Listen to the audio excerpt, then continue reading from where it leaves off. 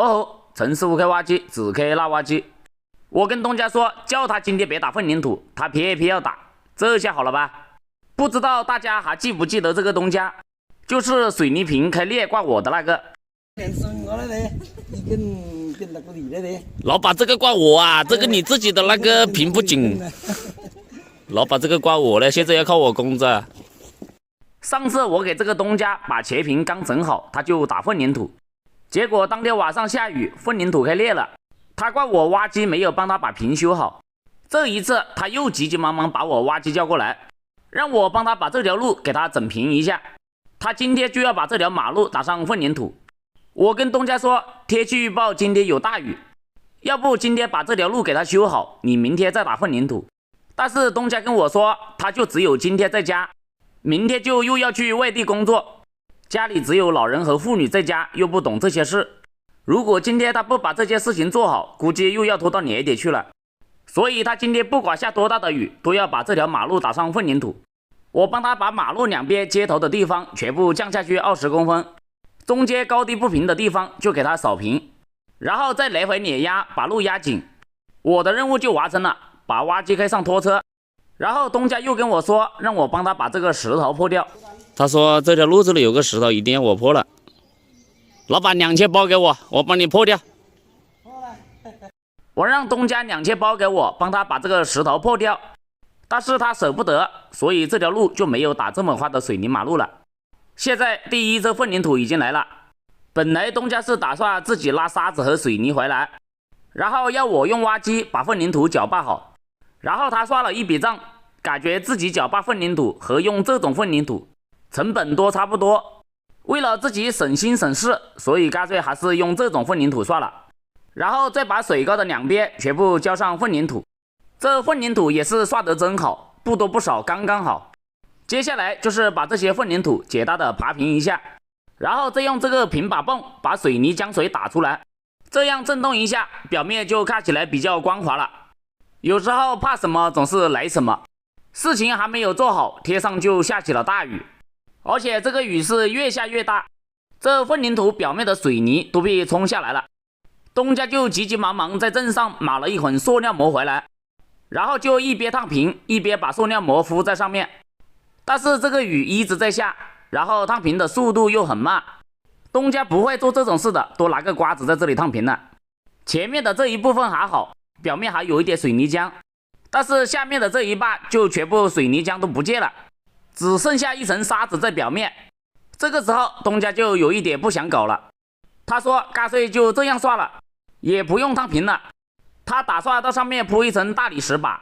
然后东家的老婆说，如果铺大理石板，车子就容易打滑，开不上来，要东家别拖拉了，赶紧烫平。现在雨又越下越大了，已经不管混凝土里面还有没有水泥，先把它烫平再说。东家上次打前平也遇上下雨，这次打马路又遇上下雨，我也真的是服了。就是因为东家是个急性子，他想到一件什么事情就立马要做，像打混凝土的这种事情本来就急不得，一定要天气好才行。他们4个人在雨中忙活了2个多小时，总算把这件事情做好了。然后我要东家拿2根木头到这里拿一下，防止车子或许人踩到里面去，然后就去找东家结账。老板，我这里是1个小时30分钟，270。270，给你个250。250啊？怎么搞250了，老板？这个下雨不能怪我啊！老板娘，270，老板娘。今天又挣了一个250回家。最后给大家看一下2天过后这条马路的样子，表面看上去还可以，但是老板说这条路不管怎么扫一直有灰尘。老铁们，你们说这次该怪谁？还请大家给我点个赞，我们下回见。哦吼，陈师傅开挖机，只开那挖机。陈师傅一上山只挖3米沙，这是我1个月之内第2次来这座山上。我想看过我以前视频的朋友，这个地方一定知道，每一次经过这里的时候，都会有几个木桩把这条路拦住了。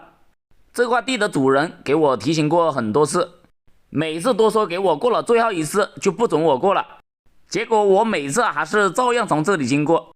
其实这也不能怪我，这是东家要我过的，有事你就找东家，别找我挖机。我从上沙的时候就记了一下时间，挖机开了30多分钟才到达目的地，你们可想而知我开了多远。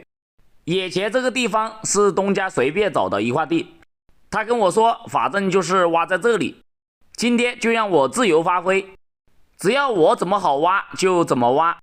我就跟东家说这怎么行，还是你自己看一下吧，这个也太随便了，怎么能说让我怎么好挖就怎么挖呢？老铁们，你们说对不对？然后我就要他自己看，他觉得挖哪里我就挖哪里。他看了2次，他说他也不懂，让我再把这块地挖平一点，他再看一下。我感觉他这个看就是毫无规矩可言，这样看一下跟没有看一样的，还是先行杀个礼，有事找这个大哥，因为是他要我挖在这里的，不关我的事。他们2个来到沙里就带了一把锄头上来，测量的尺子也没有大，所以这个尺寸的大小完全就是根据我的经验来挖。反正这个宽度刚好是80公分一斗宽，这个是不变的。长度至少要挖2.4米，就大概估计一下，挖到2.56米以上。